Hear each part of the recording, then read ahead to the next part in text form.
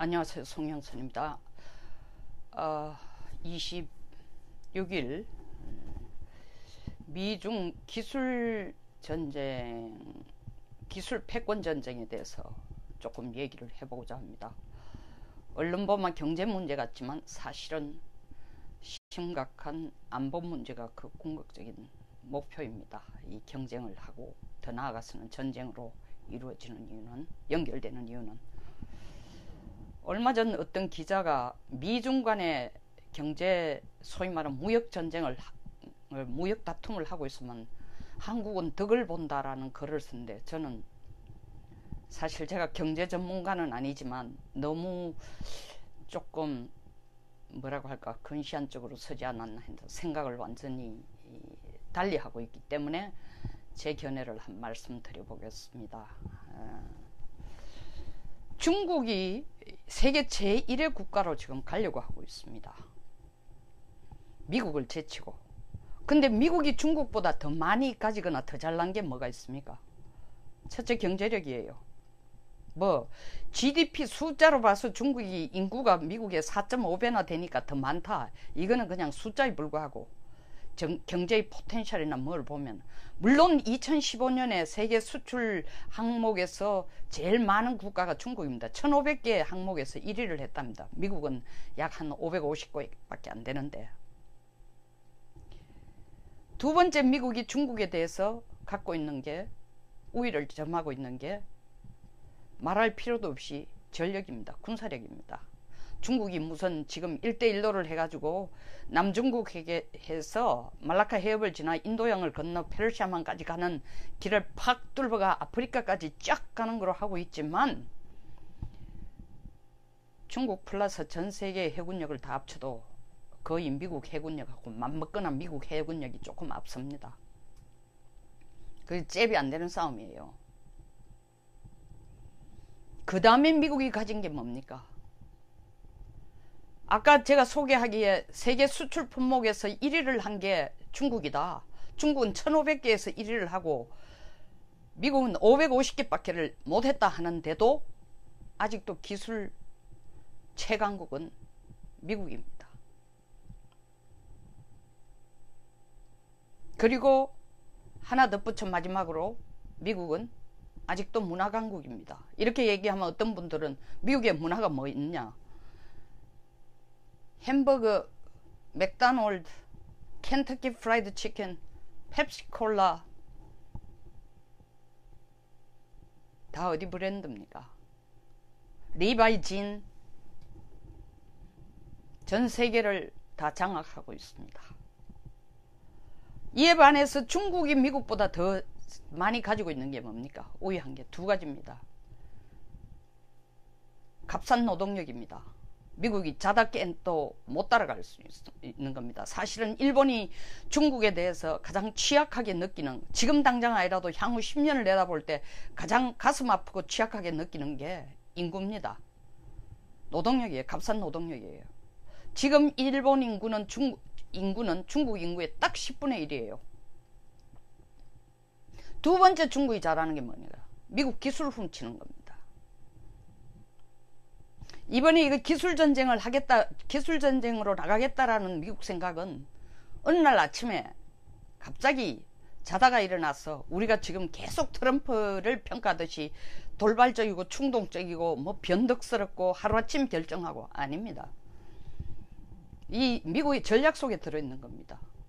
또 기술 훔치는 것은 중국에 미국을 앞서기 위한 가장 절실한 겁니다. 이때까지 값싼 노동력으로 30년 동안 물건 싸게 만들어가지고 미국에게 엄청나게 팔아먹어가지고 부를 취한 것이 중국의 경제 성장입니다. 근데 앞으로 계속 그렇게 나갈 수 없어요. 첫째, 그 값싼 노동력이 이제 앞으로는 베트남이나 필리핀 이런 동남아의 다른 노동력하고 경쟁을 할 때 중국 물건이 결코 싼 게 아닙니다. 두 번째, 트럼프가 미국 공장에서 물건 생산해가지고 미국이 사용하겠다 라는 얘기도 중국 제조업의 순탄한 진로를 전혀 보장해 주는 게 못 됩니다. 제가 그냥 단순하게 중국을 비하하기 위해서 기술을 훔친다고 얘기하는 게 아닙니다. 미국으로부터 작년 소위 말하는 2016년 미국으로부터 무역 흑자를 얻은 게 3,750억 달러입니다. 중국이. 중국은 미국에 대해서 중국의 대외 무역의 18.9%가 미국과 하는 겁니다. 근데 미국은 중국과 하는 수출이 얼마예요? 4.5%밖에 안 됩니다. 그런데 거기에서 얼마를 잃었어요? 3,750억 달러를 잃었습니다. 근데 이거는 주고받기라도 했죠. 소리 소문도 없이 기술로 잃었는 중국이 기술 훔쳐가는 거로 의해서 손해를 본 게 약 3천억 달러라고 합니다. 소위 말하는 눈에 보이는 장사하고 수준이 거의 비슷해요.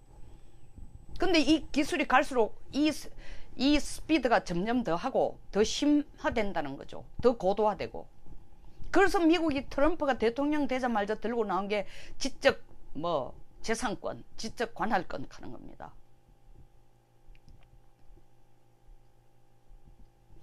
미중 간에 지금 무역 협정을 해서 5월달 2차례 해가지고 5월 19일날 손 털면서 성공적이다 하는데 열흘도 안 돼가 또 깨졌어요. 이거 성공적일 수가 없습니다. 왜냐하면 3,750억 달러는 벌어가는 걸 2천억 달러 줄여라. 너들 덕보는 걸 얘기하니까 중국이 그래? 우리도 너들한테 관세 먹이겠다. 그래서 철강이라든가 알루미늄 같은 데 먹인다 그러니까 그래? 미국이 중국이 그렇게 하는 게 그래 그러면 너 농산물에 한번 갖다 먹여보자. 너가 그래 나온다면 우리도 한 30조 정도는 받아내야 안 되겠나? 이런 식입니다. 그게 해결이 되는 것 같더니 다시 거의 원점으로 되돌아와서 미국이 중국에게 약 500억 달러? 50조 정도는 최소한 50조에 해당되는 수출품에 대해서는 관세를 25% 붙이겠다 했습니다. 그러니까 중국이 팔짱을 걸고 하는 얘기가 그래 맞짱 떠보자는 얘기냐? 죽을 때까지 가겠다. 죽을 때까지 못 가죠. 왜? 제조 무역을 해가 먹고 사는 데 대해서 국가 경제가 의존하고 있는 수준이 중국하고 미국이 비교가 안 됩니다. 미국은 제조업 국가가 아니에요. 미국은 지금 미국은 금융업 국가인 동시에 듀얼 유스 테크놀로지 민군 이중 양용 기술을 가지고 활용하는 군산복합체 국가입니다.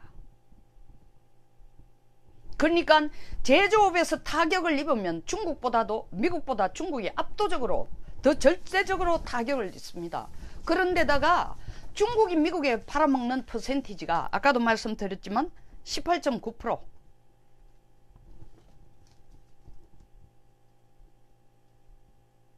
이게 18.9%를 팔면서 중국의 전체 무역 흑자 중에서 65%를 미국으로부터 따먹고 있는 겁니다. 나머지 35%를 다른 나라와의 무역에서 따먹고 있는 겁니다. 우리가 사드 문제가 벌어졌을 때도 중국과 맞서가지고 못 싸운 게 사실은 우리도 무역 구조적으로 문제가 있는 겁니다. 문제가 있다는 게 나보다 좋다라는 게 아니라 취약점이 있다는 거죠.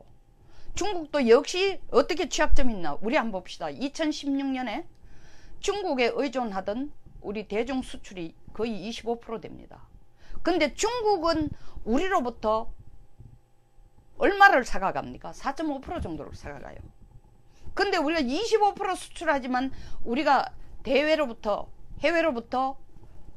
무역 흑자를 얻는 전체 무역 흑자 중에서 45%가 거의 40% 조금 넘게가 중국의 물건 팔아가 남는 거예요.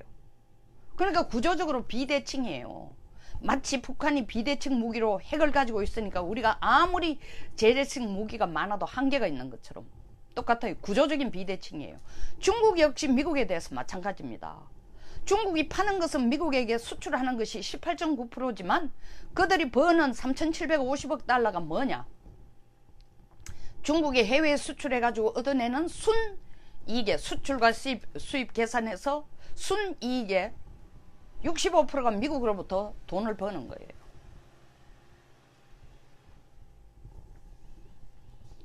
아까 내가 미국의 대중 수출이 4.5로 하는데 그건 잘못 얘기했습니다. 한국이 그렇고 이제 중국이 한국에 대해서 그렇고 미국이 중국에 대해서 수출하는 건 8.7%입니다.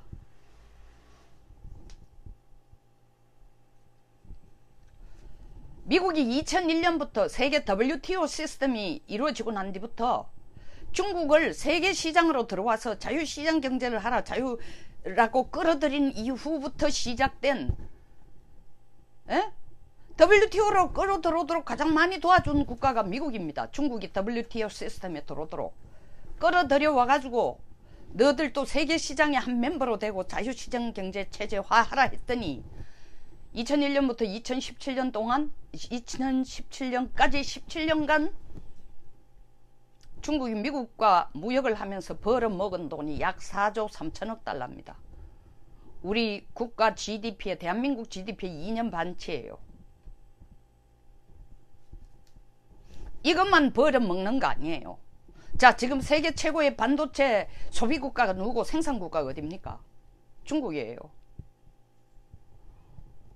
근데 실질적으로 반도체 그게 소위 말하는 칩이라든가 이건 어디서 만들어요? 거의 한국 거 아닙니까? 그 조립은 누가 합니까? 중국하고 대만이 하고 시장망은 누구 걸 활용합니까? 일본 걸 활용해요. 근데 그 아이디어들 기본적인 R&D가 이루어진 데가 어딥니까? 실리콘밸리예요.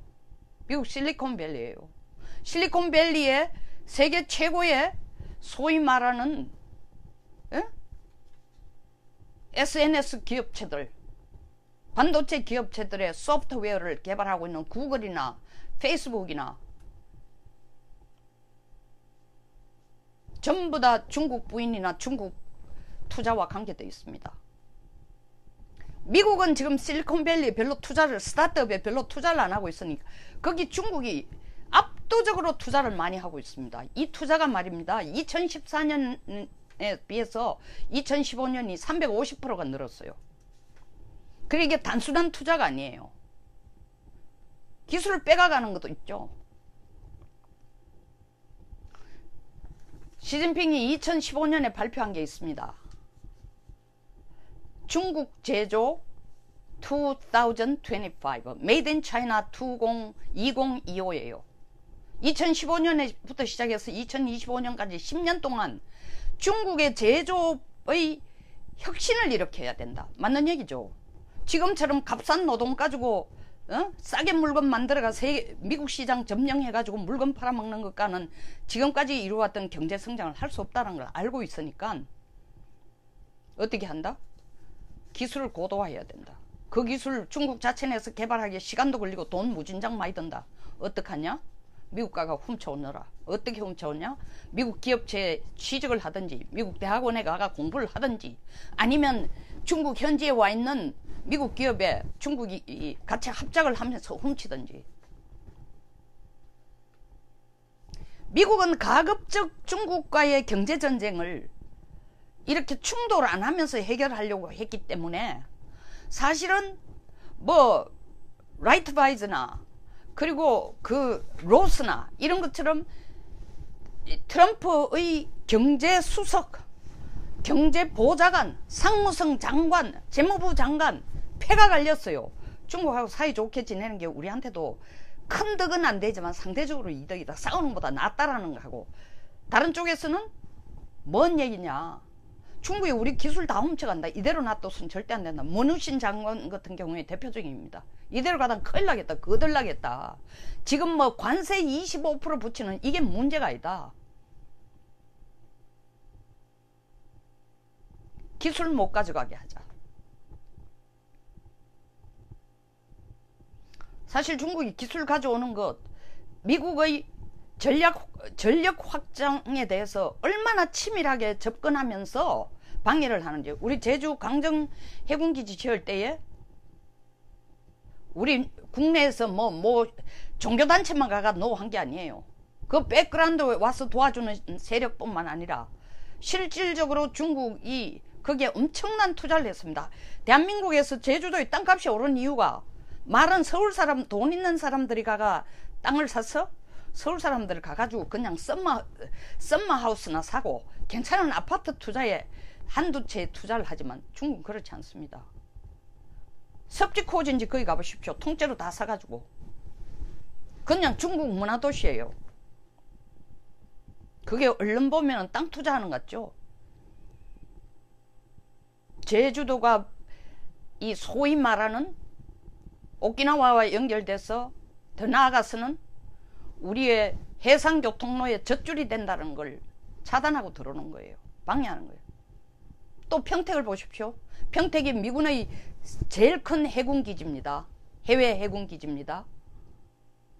평택 기지를 미국이 건설하고 있는 그 부근에 중국이 다 땅을 사가지고 전략적으로 그 지역에 땅을 사서 어떻게 한다? 군사기지 안을 들여다볼 수 있는 높은 수준의 건물을 짓거나 호텔을 짓고 있어요. 오키나와 가서도 똑같은 짓 하고 있습니다. 이렇게 땅을 사서 미국 전략을 방해하는 거. 그 똑같은 거로 산동반도에 사드 배치하는 거나 똑같습니다. 그러면서 우리 성주권은 빨리 없애라고 난리를 치는 거. 자,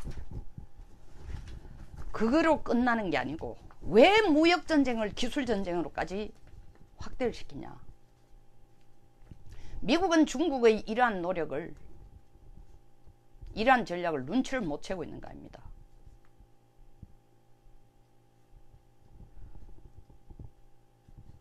바다의 교통로를 중국의 입장에서는 만드는 거지만 미국의 입장에서는 서태평양, 이제는 인도태평양이라고 부릅니다. 서태평양, 미국의 관할 지역에 중국이 끼들어오는 겁니다. 그게 해상 1대1로의 바다 쪽에 있는 일로입니다. 만만치 않거든요.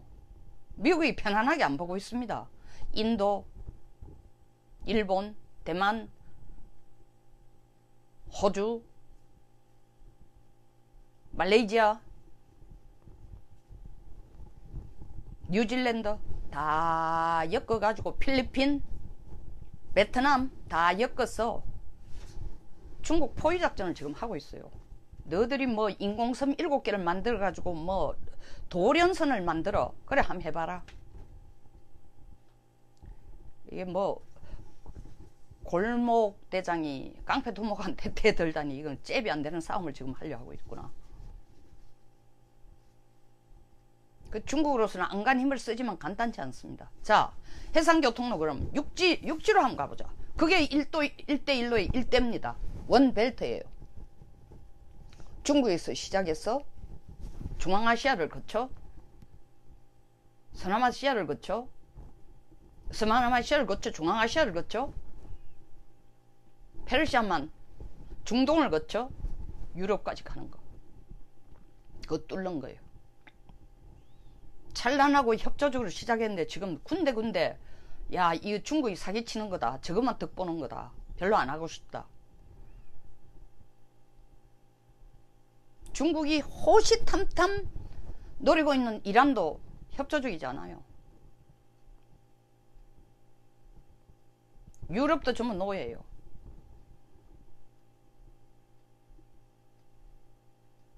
파키스탄도 별로 안 편하고 전번에 공사하자는데 안 하겠다 했어요. 같이. 왜냐하면 중국이 자기 노동력 다 가지고 15,000명 가져오고 그 만드는 항구를 저거 소유로 하자 할게 파키스탄이 듣고 있어요. 이거 뭐 날강도 아니야. 우리 보고는 뭘 하라는 거야? 돈만 대라는 거야? 필요할 때 사용만 하라는 거야? 돈만 대고? 돈은 저거가 다 챙기고 소유권도 저거가 가지고 이머전시에 때는 저거들이 쓰고 잘 안 되고 있어요. 그러나 우주는 주인이 없어. 그리고 가는 길목을 막을 수도 없어. 냉전시대 때 미국과 소련이 끝없이 우주전쟁을 한 겁니다. 우주경쟁을 했죠. 달에 누가 로켓을 먼저 보냈냐고, 위성을 먼저 보냈냐고. 달 가는 거 우주의 평화적인 이용만 하는 것으로 끝났으면 걔한데 레간 대통령이 그래? 소련이 우리한테 대륙간 탄도탄을 수천 기, 2,000기 이상 가지고 있다고 우리한테 위협을 가해? 내가 그거 하늘에서 한번 우주에서 대기권 위에서 우주에서 네 한번 공격해 볼게. 막아볼게. 그리고 우리는 우주 개발한다. 소련이 나도 자존심이 있어. 너만치 못하겠나. 따라가다가 깨갱한 거예요. 지금 중국이 노리는 게 뭐냐.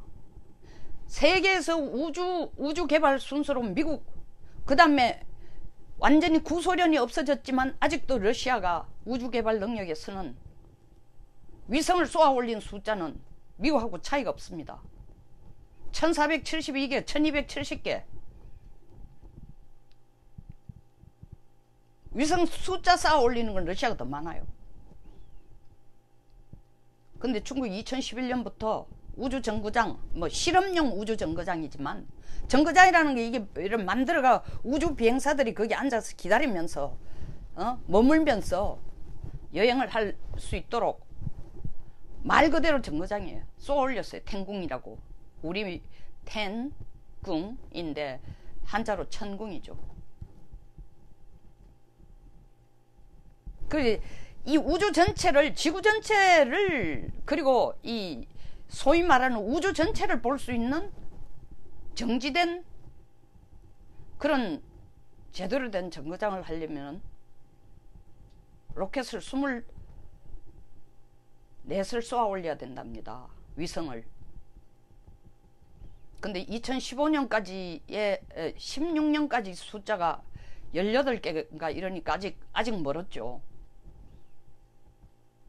자, 해상, 육상 다 어려우니까, 어려워서 어려운 게 아니라 미국이 가는 데마다 막고 있어요. 하늘이라도 도전하겠다. 그래서 시진핑이 또 19대 전당대회에서 한 얘기가 우주강국으로 중국 나가겠다. 2018년 올해입니다. 달 뒤표면을 찍을 수 있고 2020년에는 화성을 탐사할 수 있는 탐사기를 쌓아 올려 보겠다. 그리고 2031년에는 유인 우주선을 타고 달 착륙을 하겠다. 가서 달에 가가지고 암스트롱이 하던 것처럼 바위 조각, 흙 조각 가져와가지고 조사하겠다. 뭐 어떤 기업체 내 이름 기억 안 납니다. 뭐 2020년에 달에 갈 사람들을 모은다라는 쇼까지 하고 있는 모양인데, 요새 로켓을 계속 쌓아 올린 지 잘 안 되고 있어요. 계속 창한지 뭐 이 이름을 가진 로켓을 쌓아 올리는데 계속 실패를 하고 있습니다. 기술이 아직 거기에 이르지 않는 거죠.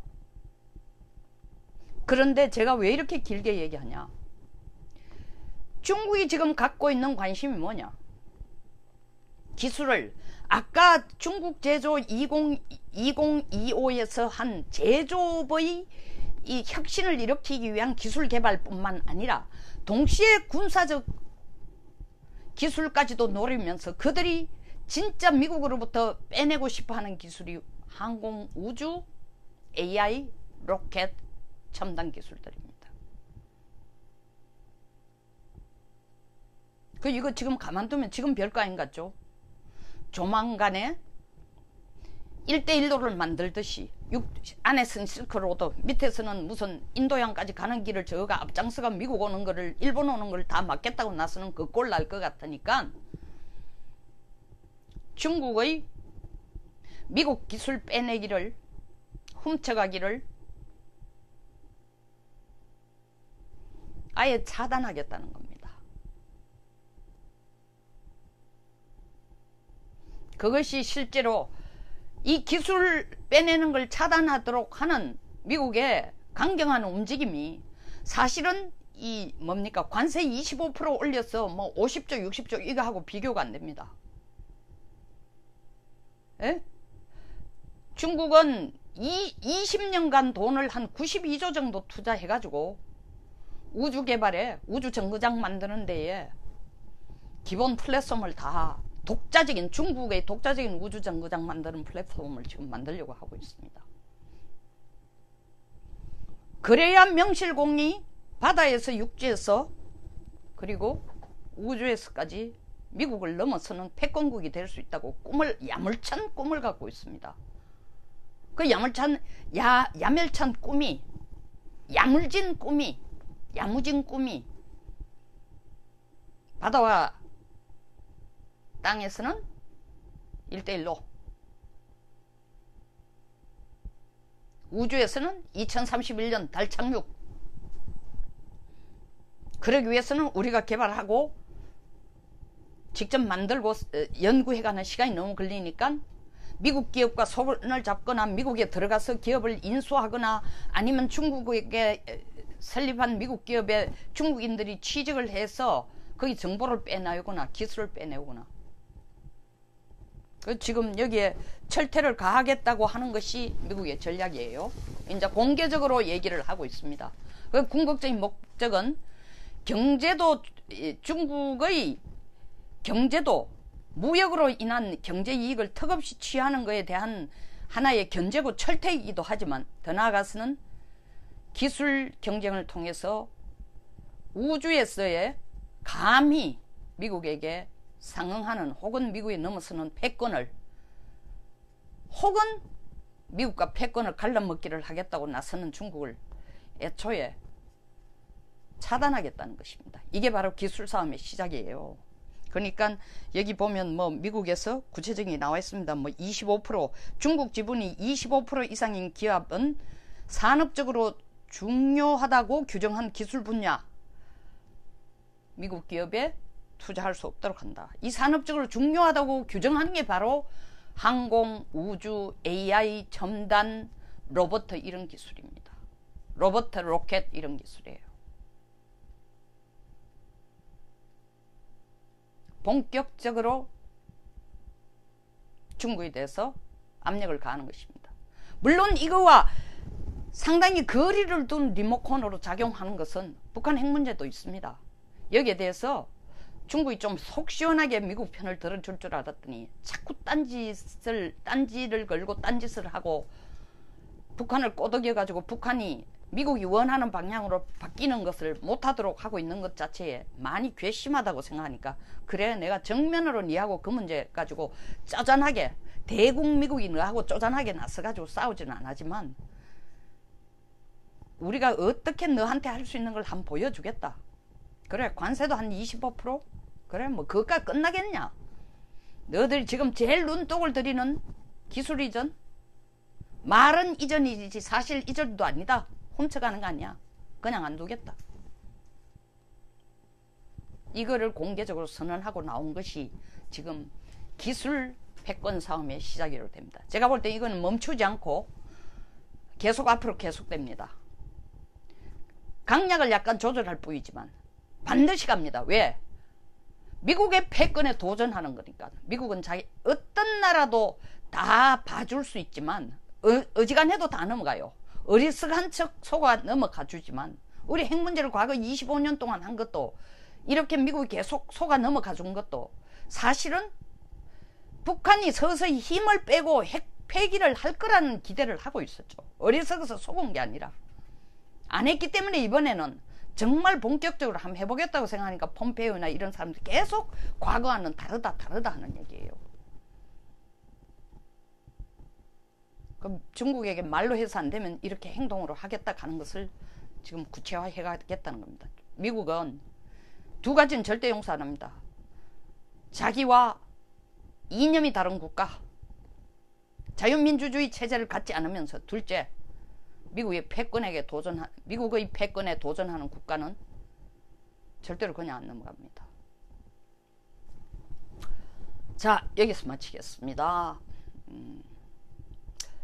요새 국제정세를 계속 얘기를 하니까 좀 많이 딱딱한지 별로 큰 관심을 못 불러일으킵니다만은, 저는 와서 보시는, 시청해 주시는 분의 숫자에 중점을 두기보다는 좀 이걸 듣고 공부를 하거나 생각을 하는 분들 숫자가 좀 늘어났으면 하는 마음이 더 간절합니다. 따라서 구독이, 이 영상이 도움이 되시면 좋아요와 구독도 꼭 눌러주시고, 특별히 강조하고 싶은 것은 공유를 좀 많이 해주시기 바랍니다. 좋은 하루 되십시오. 비가 오는 날입니다만은 사실 뭐 이런 날은 여러분 막걸리에 파전 생각나죠? 저도 생각납니다. 아,